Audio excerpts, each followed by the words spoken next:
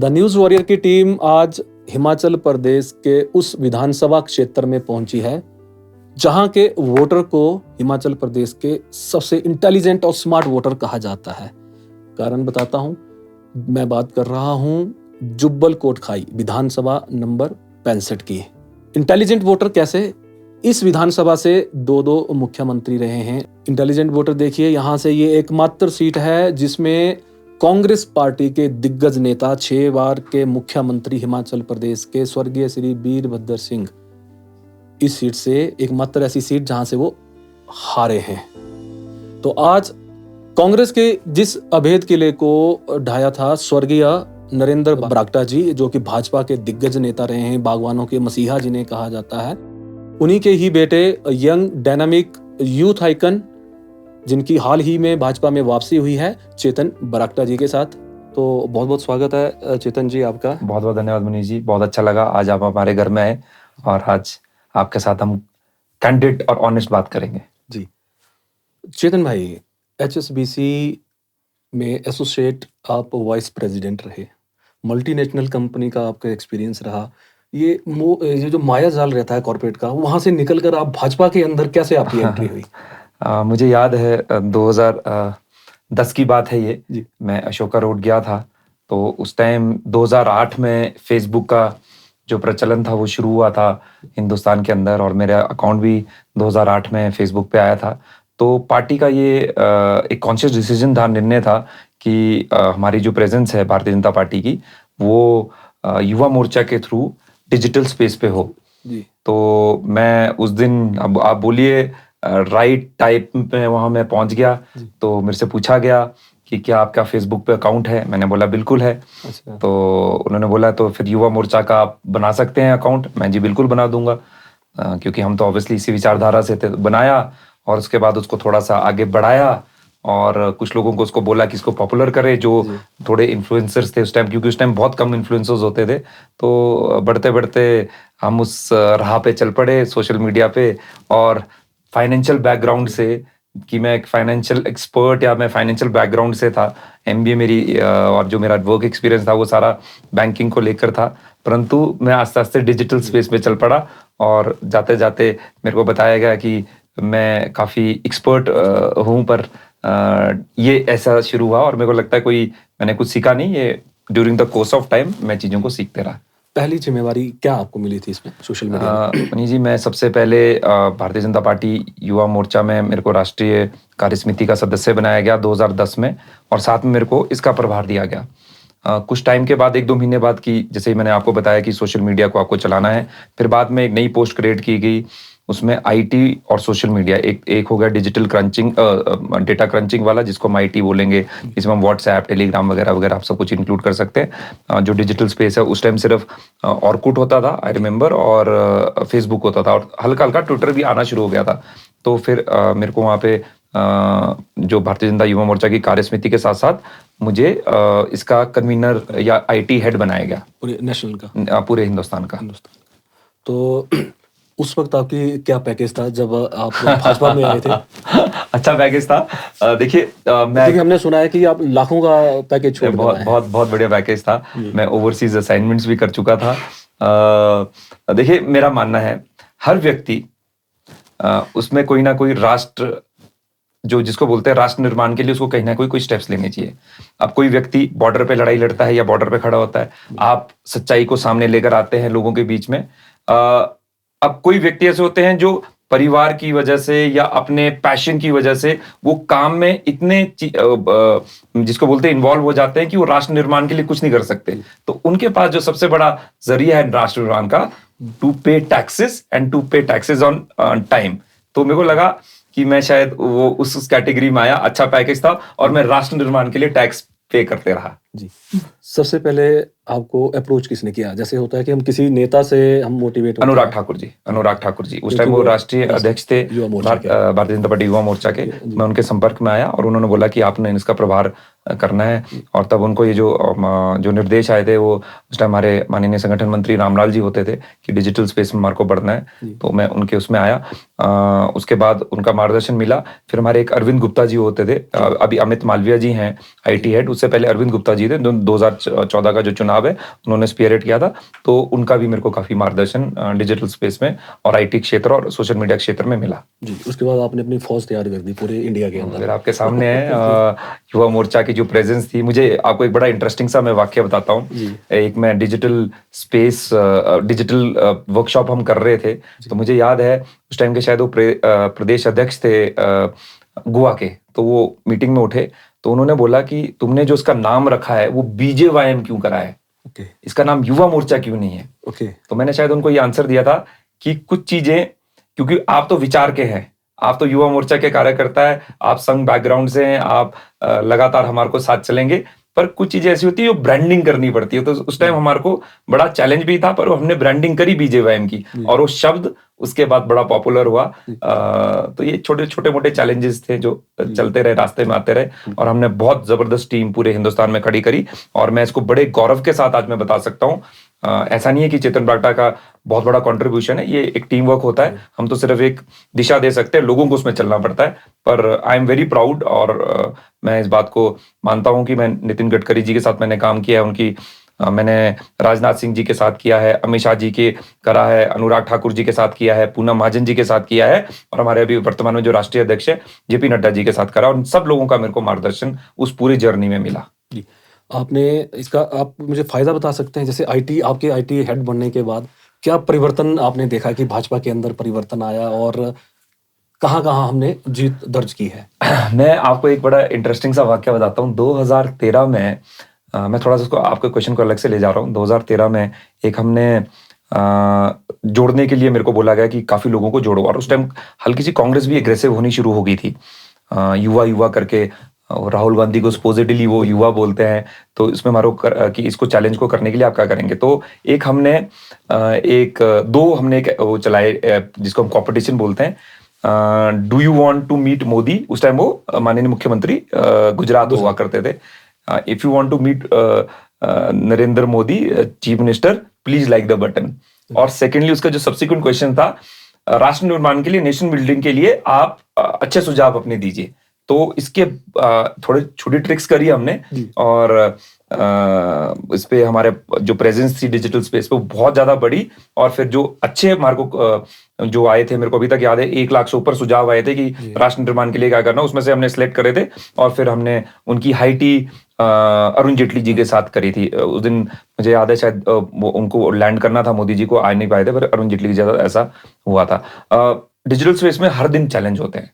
मेरा अपना मानना है, मैं जो बाकी लोगों को जो भी मेरे साथ कोई पूछते हैं कि आपकी क्या सीख है, मैं बताता हूँ every day is a new day in digital media और सोशल मीडिया।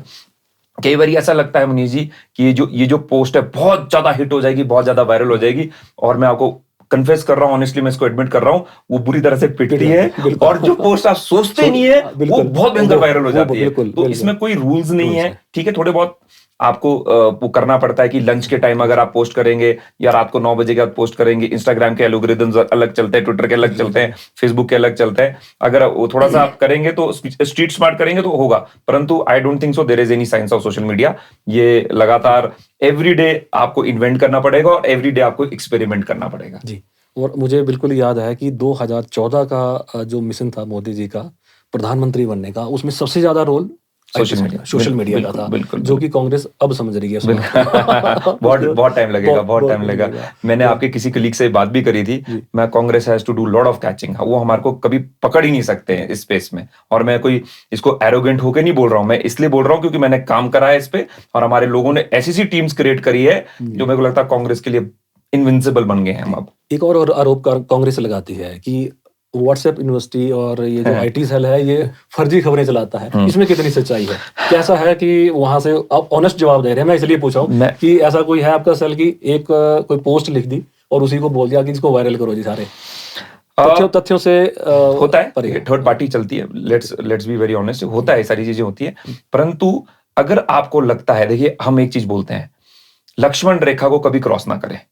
कुछ चीजें आपको करना पड़ता है, स्ट्रैटेजी है, पॉलिटिकल स्ट्रैटेजी है, परंतु लक्ष्मण रेखा को कभी क्रॉस ना करे, किसी तरह की कोई नेगेटिव कंट्रोवर्सी ना करे, कभी अपनी किसी को गाली गलौज ना करे। तो मेरे को लगता है उसको चीज को लेकर हम बहुत स्पेसिफिक थे, और कोई ऐसा इंस्टेंस या कोई ऐसा एग्जाम्पल हमारे सामने आता तो हम उस व्यक्ति को रिप्रीमांड करते थे, और हमने डिसिप्लिन भी काफी लोगों को करा है, शो कोज नोटिस दिए हैं, और ऐसे पब्लिक डोमेन में आपके पास ऐसे बहुत एग्जांपल्स हैं जहां हमने लोगों को पार्टी से भी सस्पेंड किया है। तो मुझे लगता है कि इसको लेकर चेक्स एंड बैलेंसेस हमारे पास अवेलेबल है भारतीय जनता पार्टी के पास।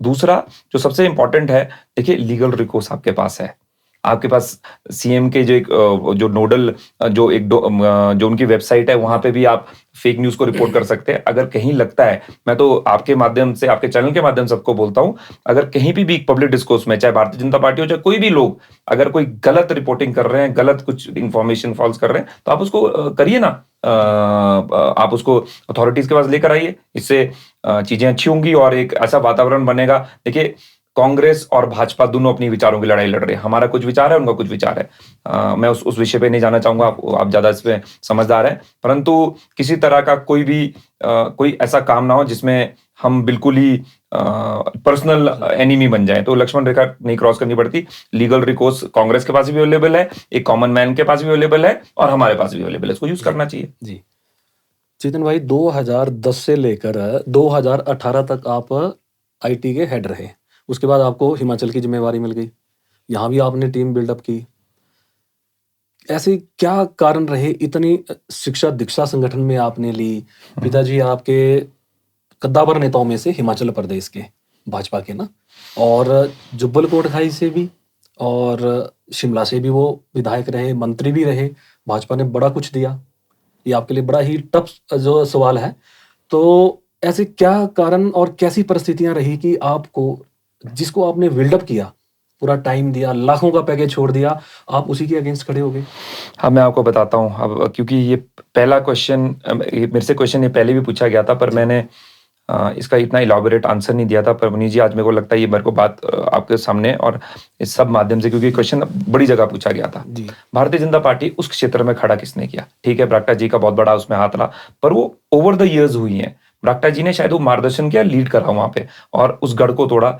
मैं आपको थोड़े से आंकड़े शेयर कर लूं, मैं और इसको मीडिया में कुछ दिनों से मैं बोल रहा हूं इस बात को।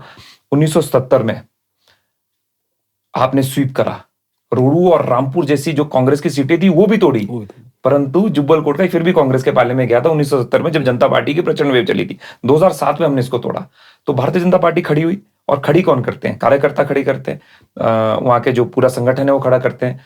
अब मेरे से बार बार ये क्वेश्चन पूछा जाता है कि आप भारतीय जनता पार्टी के अगेंस्ट क्यों गए? मैं बिल्कुल नहीं चुनाव लड़ना चाहता था, और मैं इसको पब्लिक डिस्कोर्स में मैं कई बार बोल चुका हूँ। मेरे लिए बहुत बड़ा कठिन, मैं जिसको बोलता हूँ एक ऐसा मेरे लिए रास्ता आ गया था कि मैं मन ना चाहते हुए भी मुझे ये डिसीजन लेना पड़ा। भावनाओं में बिल्कुल बहा, पर उसके बाद चीजें ऐसी हुई कि मैं वापस नहीं आ पाया। अब मैं किसी को ब्लेम गेम नहीं कर रहा हूं, पर मैं आपको सिर्फ तथ्य आपके सामने रख रहा हूं। देखिए, भारतीय जनता पार्टी जिन कार्यकर्ताओं ने खड़ी करी थी, 9 पूर्व मंडल अध्यक्ष, 1977 से लेकर, जब से कोई मंडल अध्यक्ष थे पहले से लेकर एंड तक, वो सब हमारे साथ खड़े थे। उन्होंने बोला आपको चुनाव लड़ना पड़ता है। वो थी असली भारतीय जनता पार्टी। भारतीय जनता पार्टी का वोट तो हमारे को ही पड़ा ना। मैं उस पर कोई वो डिस्क्रिमिनेट नहीं कर रहा हूं, पर जब जिन लोगों ने भारतीय जनता पार्टी को वहां पे खड़ा किया, जहां से राजा वीरभद्र जी भी हार गए, जहां रामलाल ठाकुर जी पूर्व मुख्यमंत्री 9 बारी जीते, वो लोगों ने जब बोला कि हम में असली भारतीय जनता पार्टी और आपको चुनाव लड़ना पड़ेगा, तब मैं वहां मेरे को सकम करना पड़ा, और मैं हाथ जोड़ के मैंने शीश नेतृत्व से माफी भी मांगी। मैंने सबको बोला कि अब मेरे हाथ में नहीं रहा है, अब मुझे चुनाव लड़ना पड़ेगा। पर ये आपको शीर्ष नेतृत्व से भी राष्ट्रीय स्तर से फोन आए थे? बिल्कुल बिल्कुल। आपको उन्होंने बताया था कि मजबूरियां हैं, मोदी जी ने एक पैरामीटर लगाए थे उपचुनाव के लिए। बिल्कुल। तो उसके बाद भी आपने ये डिसीजन लिया। तो मैंने बताया, जैसे जो लोगों ने वहां पे उस टाइम भारतीय जनता पार्टी खड़ी करी थी, जब उन्होंने आपको बोल दिया कि आपको चुनाव लड़ना पड़ता है, आपको शायद वो पूरा वाकया भी याद होगा कि खड़ा पत्थर में उस दिन क्या हुआ था, पूरा हिस्टीरिया हो गया था, मतलब वायलेंस तक नौबत आ गई थी। मजबूरियां थी, अब जो हो गया हो गया। पर मैंने आपको बता दिया कि जिन लोगों ने भारतीय जनता पार्टी वहां खड़ी करी, जो आज सब सम्मान पूर्वक वापस भारतीय जनता पार्टी में और सब पार्टी के लिए इस टाइम लगे हुए हैं, उन लोगों ने बोला चुनाव लड़ना है तो लड़ना पड़ेगा, नहीं तो आप बिल्कुल छोड़ दीजिए सब कुछ। तो मैंने जो ये निर्णय लिया, आज मैं ऑन रिकॉर्ड बता रहा हूं, मेरे को ये निर्णय इसलिए लेना पड़ा क्योंकि मेरे को वहां संगठन को बचाना था। नहीं तो बुरी तरह से वो ध्वस्त हो गया था। और आपको समझना पड़ेगा, जुब्बल नावर कोटखाई पूरे जिला शिमला की राजनीति को लीड करता है। वहां से ठाकुर रामलाल जी, स्वर्गीय ठाकुर रामलाल जी, स्वर्गीय वीरभद्र जी, स्वर्गीय निंदर बरागटा जी, और उसका फर्क सिर्फ जुब्बल कोटखाई में नहीं पड़ता है, आसपास की जगहों में भी उसका फर्क पड़ता है।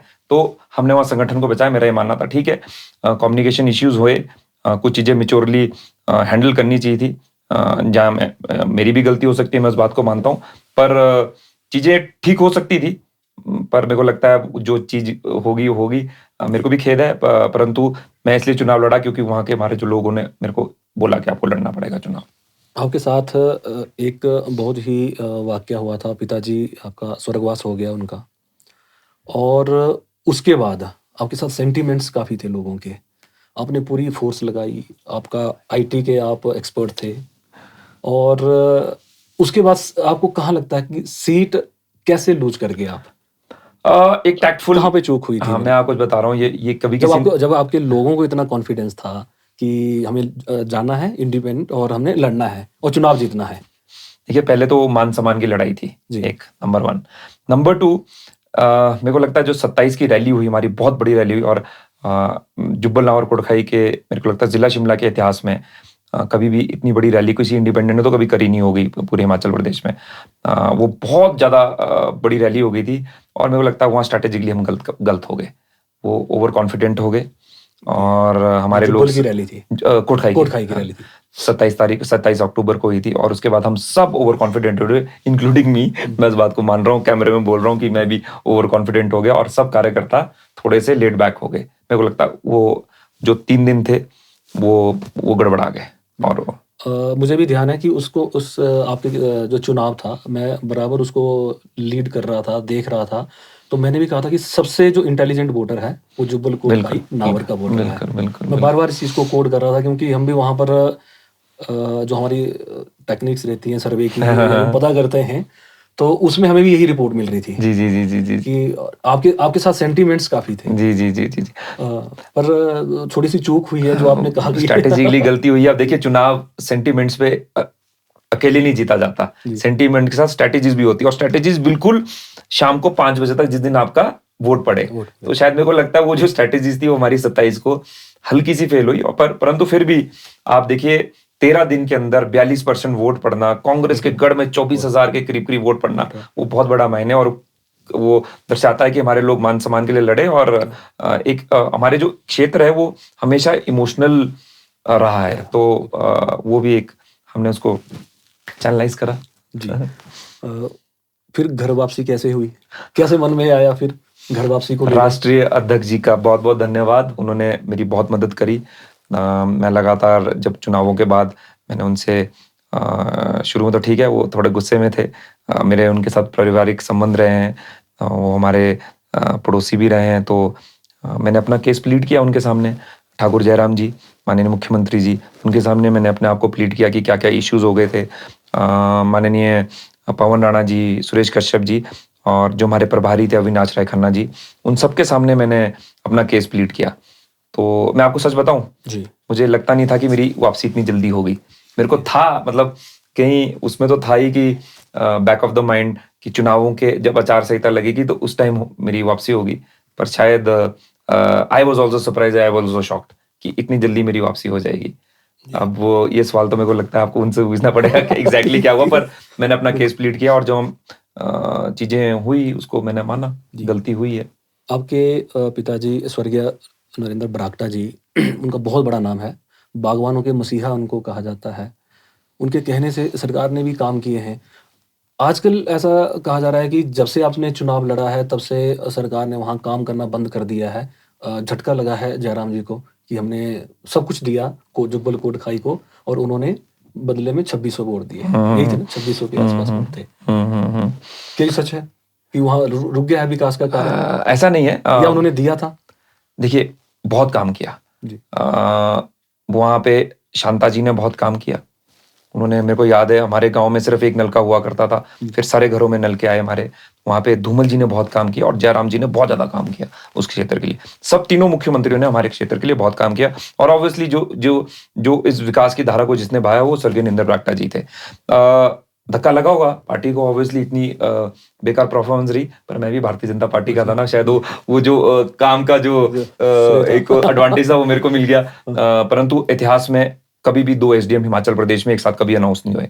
2 वीडियोस हमारे पास है, 2 एक्सेन हमारे पास है, हमारे पास 2 तहसील्स है, 1 उप तहसील है, तो और 2 उप तहसील्स हैं। तो मेरे को लगता है, और फायर स्टेशन वगैरह काफी चीजें यहाँ पे हुई हैं जो उससे पहले कभी नहीं हुई थी। और स्वर्गीय निंदर बरागटा जी ने ये सारी चीजें जयराम जी के सामने रखी थी, और वो आस्ते आस्ते एक एक करके चरणबद्ध तरीके से ये जयराम ठाकुर जी ने करी।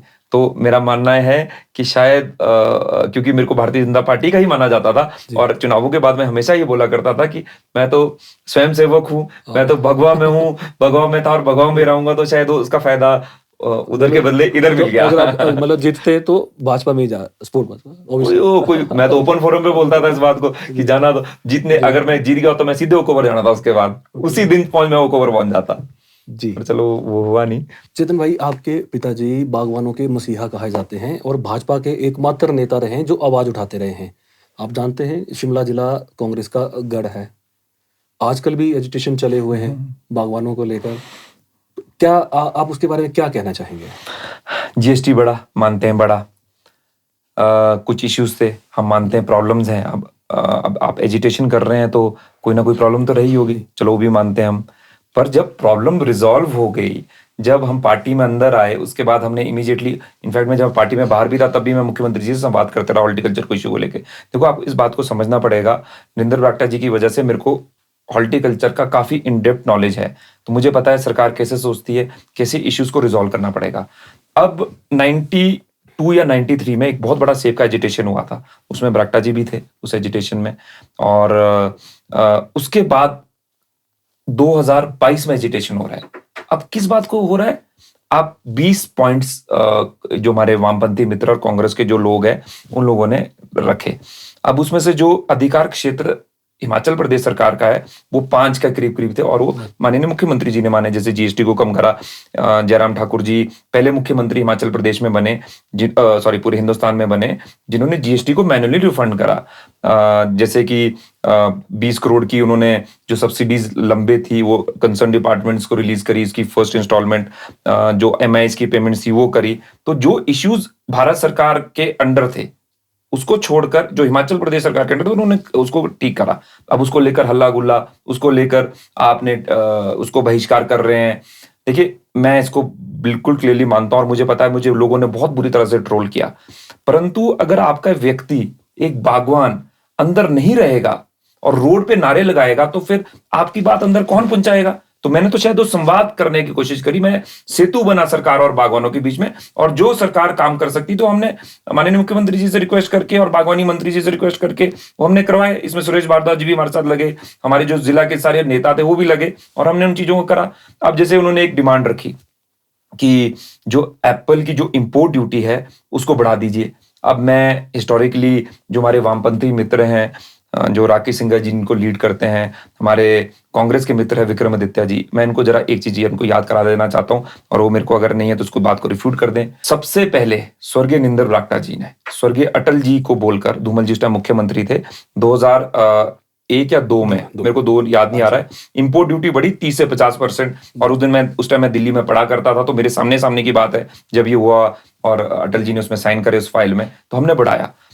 उसके बाद हमारी अनफॉर्चुनेटली सरकार चली गई एनडीए की, उसके बाद यूपी गवर्नमेंट रही, आपको पता है 10 साल में।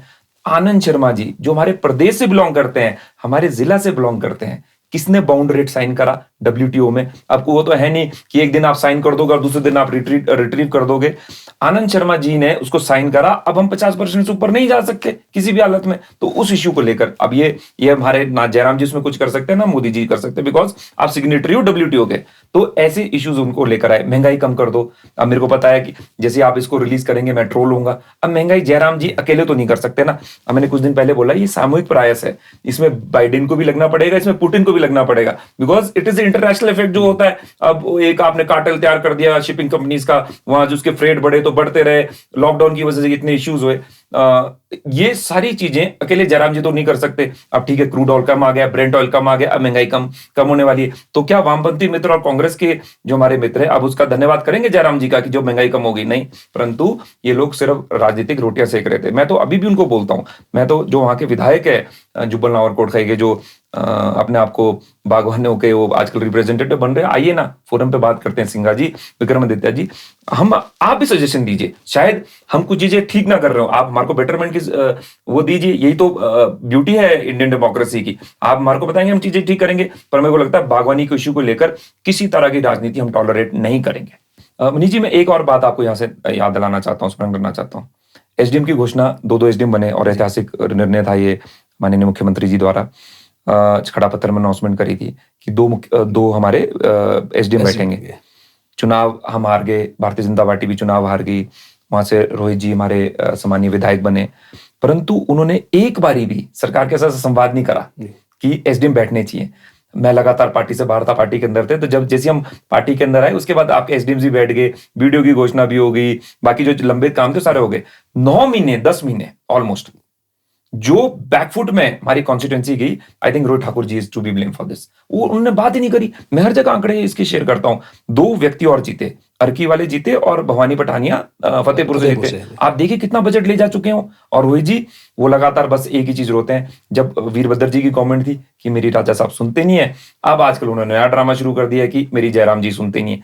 तो आपको सुनानी पड़ेगी, आप लीड कर रहे हो, आप लीडर हो हमारे, आप जाइए ना। मैं तो ओपन फोरम पे उनको बोला जब मीडिया के जरिए कि जहां चेतन बरागटा की जरूरत पड़ेगी हम भी आपके साथ चलेंगे। सरकार आप चलिए ना, आप बात तो करिए। तो मुझे लगता है जो आपने मेरे से अभी थोड़ी देर पहले प्रश्न पूछा था, 9-10 महीने जो बैकफुट में जुब्बल नावर कोटखाई की है, रोहित ठाकुर जी ने कहीं पे भी जोर मतलब दमखम से अपनी आवाज सरकार तक नहीं पहुंचाई। जी, जुब्बल कोटखाई में आपको क्या लगता है क्या क्या मुद्दे हैं? सबसे बड़ा हमारा जो मुद्दा है बागवानी। देखिए बागवानी में बहुत इश्यूज है। प्रोडक्शन साइड, जो हमारी सप्लाई है और जो हमारी मार्केटिंग है, तीनों में खामियां हैं। मैंने एक बहुत विस्तृत, अभी जब बरागटा जी की जयंती थी, मैंने मैं उस पर लाइव स्पीच भी दी थी और मैंने अपने सारा विजन ले डाउन करा था। आज जो आप चीजें मुनीष जी शुरू करेंगे उसके जो रिजल्ट्स हैं वो आपको नेक्स्ट सीजन से नहीं आएंगे, उससे अगले सीजन से भी नहीं आएंगे। You have to plan for 10 years कि कैसे हम चीजों को ठीक कर सकते हैं। ठीक है, कुछ शॉर्ट टर्म्स मेजर्स भी है, कुछ मिड टर्म्स मेजर्स भी है, कुछ लॉन्ग टर्म मेजर्स भी हैं। बाकी जो प्रॉब्लम्स है हॉर्टिकल्चर को लेकर, वो हम लगातार सरकार के साथ उठा रहे हैं। पर मैं ठाकुर जयराम जी से 2 चीजों का बहुत, अब मैं काफी चीजें हो भी चुकी हैं, बरागटा जी ने कुछ करी हैं, मैं तो बोलता हूं जो बरागटा जी ने चीजें करी उसको हमने नई टेक्नोलॉजी के साथ, हम नई सोच के साथ उसको आगे ले जाना है। 2 मैं मुख्य डिमांड मैं माननीय मुख्यमंत्री जी से रखता हूं और मैं उनसे लगातार बात कर रहा हूं। एक, मेरे को लगता है बागवानी पॉलिसी इमीडिएटली अब आनी चाहिए। जो मैं अभी इसमें जो विजन डॉक्यूमेंट में मैं उसका मेंबर भी हूं और मैंने वहां पे भी डॉक्टर सिकंदर जी के सामने और सुरेश कश्यप जी के सामने बात रखी है। और दूसरा, एप्पल ग्रोइंग एरिया में और जुब्बल नावर कोटखाई में ऑब्वियसली अगर वहां हो जाए तो बहुत अच्छा होगा हमारे लिए। तो जो बागवानी यूनिवर्सिटी है या कॉलेज वहां पे होना चाहिए, क्योंकि मुझे लगता है उसको लेकर, टेक्निकल नो हाउ को लेकर हमारे को आगे ले जानी पड़ेगी। दूसरा विषय डाइवर्सिफिकेशन, ये हमारे लोगों को अब समझना पड़ेगा। देखिए, you can not keep all the eggs in one basket. हमारे को डाइवर्सिफिकेशन की तरफ जाना पड़ेगा, हमारे को स्टोन फ्रूट्स की तरफ जाना पड़ेगा। टूरिज्म, उस एरिया में टूरिज्म बिल्कुल अनएक्सप्लोर्ड है। आज तक मैं आपको बताऊं, जब वो एरिया खुल जाएगा तो बहुत जबरदस्त उछाल हमारी जीडीपी में मिलेगा। जैसे मोदी जी बोलते हैं कि डबल कैसे करें हम फार्मिंग को, अपनी 5,000 करोड़ का टेंटेटिव और रफली आइडिया है कि जो जीडीपी है एप्पल को, उसको 10,000 करोड़ तक कैसे पहुंचे। Discipline farming, land management proper हो, ये काफी विषय हैं जो मेरे को लगता है बागवानी पॉलिसी में हमारे आ सकते हैं और मैं लगातार इस चीजों को लेकर लोगों की। तो क्या आपने एक रोड मैप बनाया है? बिल्कुल बनाया है, मैं शेयर भी कर लूंगा और मेरा कुछ विजन डॉक्यूमेंट इस पे आएगा। मैंने प्रॉब्लम्स भी लोगों के सामने रखी, ये प्रॉब्लम्स है और उसको सॉल्व करने के तरीके भी अपने दिए, और वो मेरा मानना है। उसमें कुछ लोग मेरे से एग्री कर सकते हैं, कुछ लोग मेरे से डिसएग्री कर सकते हैं, पर we are open to suggestion. अगर अच्छे सजेशन देंगे क्यों नहीं। अब देखिए, मैं छोटा सा एग्जांपल देता हूं, आर्टिफिशियल इंटेलिजेंस। अब आप थोड़े चौंकाएंगे कि सेम आर्टिफिशियल इंटेलिजेंस कैसे चलेगी। वेदर स्टेशन आपने सुने हैं, अगर हम वेदर स्टेशन 2.5 और 5 किलोमीटर की रेंज में लगाते रहे पूरे एप्पल ग्रोइंग एरिया में, तो हमारे को जो लीफ की वेटनेस है, ह्यूमिडिटी है, सॉइल के जो इंटीग्रेंट्स हैं, उसके एडवांटेजेस डिसएडवांटेजेस, वहां पे कितनी नीचे नमी है और ओवरऑल क्या वेदर का पैटर्न है, जब ये साइंटिफिक टूल्स हमारे पास होंगे तो एक हमारे पास रिजल्ट आएगा। उस रिजल्ट को हम आर्टिफिशियल इंटेलिजेंस के माध्यम से हम प्री डिजीज जो एक प्रिकॉशन जो ऑलरेडी मतलब लोगों तक पहुंचा सकते हैं। तो ये छोटी छोटी चीजें जो हमारे को करना है। अब मुझे पता है क्योंकि कल आप इसको लाइव करेंगे तो लोग मेरे को ट्रोल भी करेंगे, बट मैं आपको बता दूं, मैं जो चीजें बोलता हूं बड़े सोच समझ के और बहुत इंट्रोस्पेक्शन के बाद और उसके बाद बोलता हूं। तो ये चीजें मैं बड़े फुल कन्विक्शन से बोल रहा हूं। हमारे को टेक्नोलॉजी को बहुत जबरदस्त तरह से इंप्रेस करना पड़ेगा। रिवाज बदलेगा मनीष जी, बिल्कुल बदलेगा। अग्रिम बधाई जेपी नड्डा जी को, अग्रिम बधाई जयराम ठाकुर जी को, अध्यक्षता में जेपी नड्डा जी की और माननीय मुख्यमंत्री जी की सीएमशिप में हम भारतीय जनता पार्टी वापस सत्ता में आ रही है। मैं आपके माध्यम से दर्शकों को बोलना चाहता हूं। जिला शिमला में भाजपा की स्थिति क्या है आपके अनुसार? देखिए, कांग्रेस का गढ़ रहा है, लेट्स ओपनली कन्फेस दिस, और इसको हमारे को मानना चाहिए। रामलाल जी यहाँ से रहे हैं, खाची जी यहाँ से रहे हैं, वीरभद्र जी यहाँ से रहे हैं, हमारे विद्या स्टोक जी यहाँ से रहे हैं। तो कांग्रेस का जो पूरा हिमाचल प्रदेश का लीडरशिप थी वो हमारी ऊपरली क्षेत्र से थी। किसी ने सेंध मारी तो बरागटा जी ने, खुशीराम जी ने भी, राकेश वर्मा जी, इन सबकी कंट्रीब्यूशन रही है भारतीय जनता पार्टी में, रूपदास कश्यप जी की, सुरेश भारद्वाज जी की, इन सब लोगों की कंट्रीब्यूशन रही है। पर ये गढ़ रहा है कांग्रेस का। अगर टिकट आवंटन ठीक रहा, माइंड यू मैं अपने लिए नहीं बोल रहा हूँ मैं बड़ा क्लियर हूँ इस चीज को लेकर, टिकट आवंटन ठीक रहा तो हम यहाँ पे इतिहास बदल सकते हैं जी। क्योंकि सबसे वीक जो मुझे लगता है जिला शिमला है, जो इस वक्त भाजपा का लग रहा है, जहां पे रिवाज बदलता हुआ नहीं दिख रहा है। देखिए, अभी हमारे पास यहाँ पे 3 सीटें थी जी। उपचुनावों में 1 सीट हार गए तो 2 सीटें। मैं फिर बोल रहा हूँ, स्ट्रैटेजिकली बीजेपी अच्छा करेगी और मुझे लगता है जो हम अभी काम कर रहे हैं वो उसी तरफ हम जा रहे हैं। और टिकट गई तो मेरे को लगता है बहुत बढ़िया होने वाला है यहाँ पे जुब्बल कोटखाई में, उसके बारे में क्या कहेंगे? देखिए, मैं मनीष जी, मैं बड़ा क्लियर हूँ और मैं इसको ओपनली मैं कल भी मैंने बोला है और आज भी मैं आपके माध्यम से, आपके चैनल के माध्यम से इस बात को बोल रहा हूँ। Chetan Baragta is not seeking for any ticket. अगर भारतीय जनता पार्टी को लगेगा कि मैं किसी जगह पे काम कर सकता हूं तो मुझे आप वहां करिए, पर मैं टिकट नहीं मांगूंगा। मैंने 21 में भी टिकट नहीं मांगा था। परिस्थितियां ऐसी होगी कि मुझे चुनावों में जाना पड़ा, पर मैं उस टाइम भी जब मेरे को पार्टी ने 3 महीने के लिए बाहर निकाला था तो मैं पीछे से मैंने नहीं बोला था कि मेरे को टिकट दो, पर मैं अब बिल्कुल भी टिकट नहीं मांग रहा हूँ। पार्टी जो तय करेगी मैं उसको बिल्कुल सिर झुकाकर उसको बात को और हाथ जोड़ कर मानूंगा। ये भी कहा जा रहा है कि चेतन बरागटा जी की अनकंडीशनल वापसी हुई है। कोई कंडीशन बिल्कुल मैंने कोई कंडीशन रखी नहीं, ओपनली बोल रहा हूँ। कोई किसी तरह की कोई कंडीशन नहीं है। जब मैं माननीय राष्ट्राध्यक्ष जी के साथ बैठा, जब मैं माननीय मुख्यमंत्री जी के साथ बैठा, मैं बिल्कुल क्लियर था, जो आप मेरे को काम दोगे मैं करूंगा। मैंने किसी तरह की कोई कंडीशन नहीं रखी है। ओपन आपके चैनल पे बोल रहा हूँ।